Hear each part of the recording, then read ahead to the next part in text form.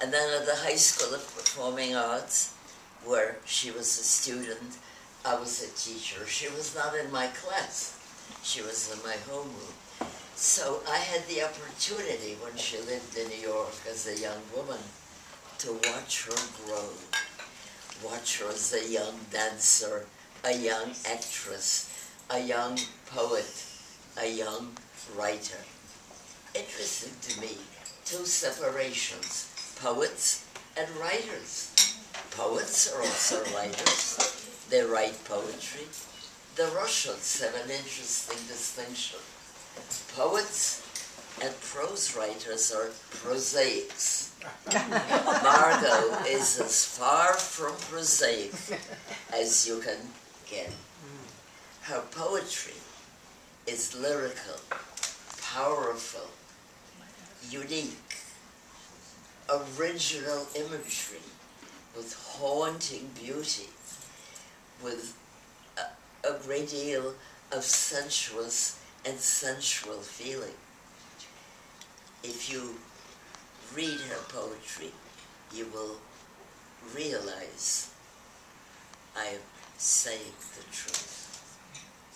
Her prose is also the same. You can use the same adjectives for her prose. Now, I've been in an enviable position all these years. When she was in New York, she lived many years in Hawaii. She's relocated to Paris.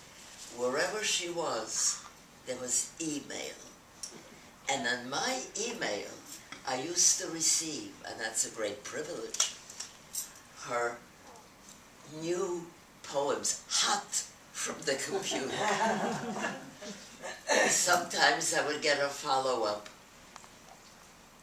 a better draft of the same poem, or a story. And I've always encouraged her. I've recognized early what a great talent she has. And I kept telling her, one day you'll make it, whatever the it is, you'll make it. I'm particularly proud and a bit triumphant to be talking about her now. She has been recognized. She's had remarkable reviews. She's had approval from publishers, from critics. And tonight, you will hear her read from a book of short stories.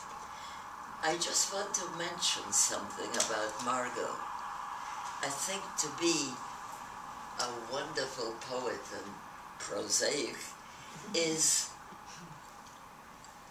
to be a good person. Margo is a remarkable friend. Let me give you one example.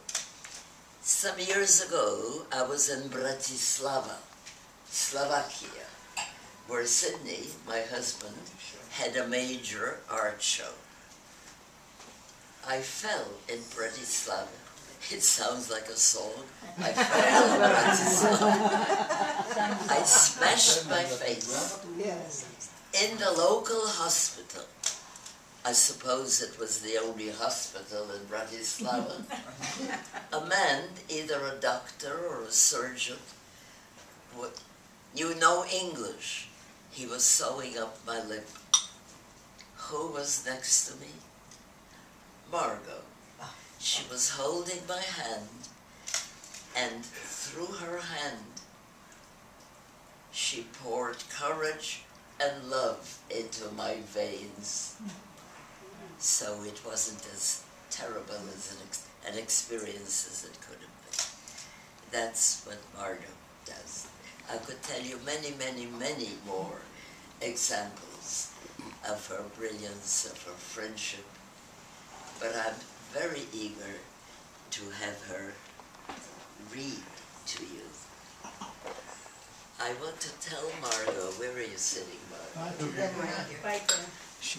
I want to tell you something that Shakespeare said better than I. Would you I believe quote that? Shakespeare. Look at her heels. Who can say more than this rich phrase that you alone are you? and here is